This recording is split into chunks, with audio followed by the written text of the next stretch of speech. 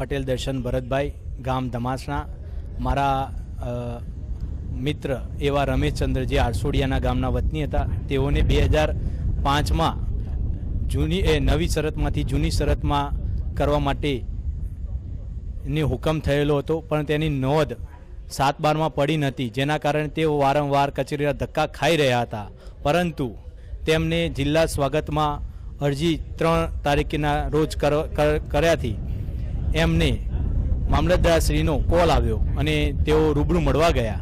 ત્યારે મામલતદારશ્રીએ તેમની પ્રશ્નની રજૂઆત સાંભળીને એમની કલેક્ટરશ્રીના આ જિલ્લા સ્વાગતમાં જવાના કારણે કલેક્ટર સાહેબના આ સફળ આયોજન કર્યું ને એમાં અમે અરજી કરી, તેનો લાભ અમને મળ્યો છે.